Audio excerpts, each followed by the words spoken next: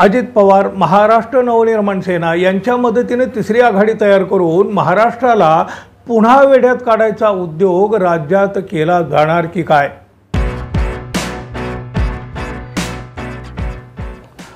नमस्कार. विधानसभा निवडणूक जशी जशी जवळ येते ना तशा अनेक घटना महाराष्ट्रात घडू लागल्या आहेत.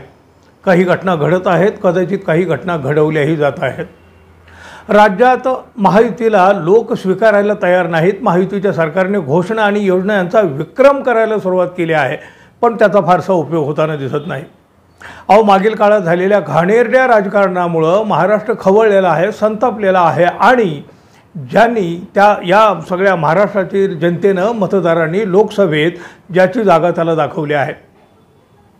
आता विधानसभेत काय होईल? विधानसभेत काय होईल हे सांगायला कुठल्या ज्योतिषाची गरज नाही, कारण सर्वसामान्य मतदारसुद्धा आता उघडपणे रस्त्यावर देखील जिथं जमतील तिथं काय बोलत आहेत हे तुम्ही ऐकत असाल. विधानसभा निवडणूक जड जाणार असल्याची जाणीव महायुतीलाही झालेली आहे. त्यामुळे त्यांच्या आत्मविश्वासालाही धक्का लागला असल्याचं दिसून येत आहे. आत्मविश्वासाला त्यांचा तडा गेलेला आहे. योजना आणल्या, घोषणा केल्या, तरी काहीही फरक पडताना दिसत नाही. त्यामुळं महायुती पुरस्कृत तिसरी आघाडी निर्माण केली जाण्याची शक्यता व्यक्त होत आहे. महाविकास आघाडीच्या मतामध्ये फूट पाडण्यासाठी हा मोठा गेम करण्यात येऊ शकतो अशी चर्चा गेल्या 3-4 दिवसापासून राज्याच्या राजकारणात सुरू झाली आहे. त्यातच आता या सगळ्या घडामोडीवर शरद पवार पक्षाचे आमदार रोहित पवार यांनी मोठं भाष्य केलं आहे. त्यामुळं महाराष्ट्रात येत्या काळात काहीतरी मोठं आणि वेगळं घडणार याचे देखील संकेत मिळू लागले आहेत. महाविकास आघाडीची मतं खाण्यासाठी राज्यात सुपारीबाज आघाडीचा जन्म होईल असा एक मोठा दावा रोहित पवार यांनी केला आहे. रोहित पवार काय म्हणाले पहा. दिल्लीवरून फरमान आलं असावं, आता आपलं कुठलंच गणित बसेना, महायुतीला कुठंच आकडे मिळेना, तर मग तिसरी आघाडी काढू. अजित पवार आणि त्यांचा पक्ष त्यासाठी पुढाकार घेईल. त्याला मनसे आणि इतर पक्ष जोडले जातील. या तिसऱ्या आघाडीचं काम शरद पवार, उद्धव ठाकरे आणि काँग्रेसची मतं खायची इतकेच असणार आहे. निवडून नाही आलं तरी आपण चालेल, पण फक्त महाविकास आघाडीची मतं खायची आणि त्याची सुरुवात अजित पवार यांच्या आंदोलनापासून झाली आहे असं देखील मोठं विधान आमदार रोहित पवार यांनी केलं आहे. तुमचे लोक पैसा खाण्यासाठी एकत्र आणि राजकीय पोळी भाजण्यासाठी तुम्ही वेगळी भूमिका घेणार असाल तर कदाचित तिसऱ्या आघाडीची सुरुवात झाली असं देखील आता म्हणावं लागेल. आज आंदोलन केलं, उद्या भाजपा विरोधात बोललं जाईल, मग हळूहळू आम्हाला एवढ्याच जागा हव्या आहेत विधानसभेत, 100 जागा हव्या आहेत. मग भारतीय जनता पक्ष म्हणणार नाही, तुम्हाला फक्त 20 जागा देतो आणि मग त्यातून हे वेगळे होतील आणि इतर 2-3 पक्षांना घेऊन सुपारीबाज पक्षांची संघटना होईल.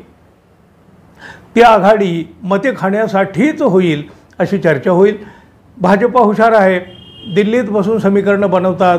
असेच समीकरण लोकसभेला देखील केलं. काही पक्षांना वेगळं उभं केलं, पण 2019 एवढी मतं त्यांना मिळवता आलेली नाहीत. महाराष्ट्रातील लोकांना भाजपाची चाल कळलेली आहे. त्यामुळं किती जरी अशा पद्धतीच्या आघाडी असं काही जरी आलं तरी त्यांना यश मिळणार नाही असं देखील रोहित पवार यांनी म्हटलं आहे. येत्या काळात अजित पवार आणि राज ठाकरे एकत्र येतील आणि सुपारी घेऊन मतं खाण्याचे हे दोघे मिळून काम करतील असं रोहित पवार यांनी म्हटलेलं आहे. जे पक्ष निवडून येण्यासाठी नव्हे तर मतं खाण्यासाठी निर्माण होतात त्यांच्या मागे मतदार कधीही जात नाही असं देखील रोहित पवार म्हणाले आहे. छत्रपती शिवाजी महाराज यांचा पुतळा कोसळला, एवढी मोठी दुर्दैवी घटना घडली. महाराष्ट्र संतापला, खवळलेला आहे.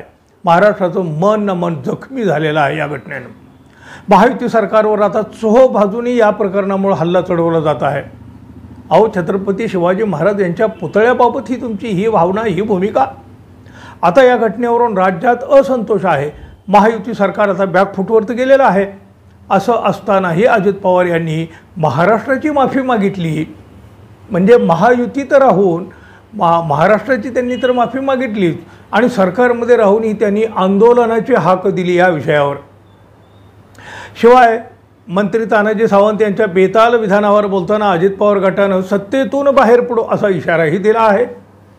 सत्तेतून बाहेर पडून तिसरी आघाडी जन्माला घालण्याची सुरुवात आहे काय, असा सवालही आता विचारला जाऊ लागला आहे.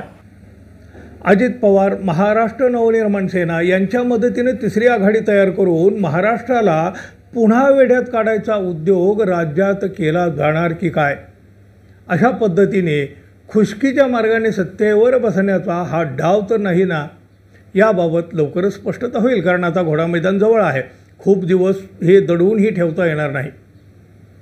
नेत्यांना वाटतं त्याप्रमाणे खरंच महाराष्ट्रातील जनता फसेल का हो? अजिबात नाही.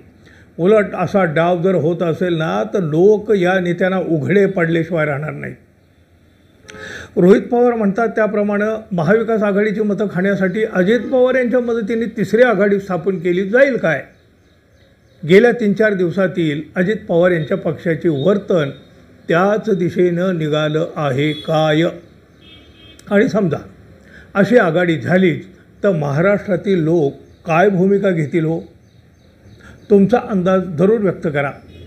आणि हो, आपण अजून आपल्या चॅनलवर नवीन असाल किंवा आपण आपल्या चॅनलला अजून सबस्क्राईब केलं नसेल तर कृपया चॅनल सबस्क्राईब करावं ही अपेक्षा आहे. धन्यवाद. पुन्हा भेटू. तोपर्यंत नमस्कार.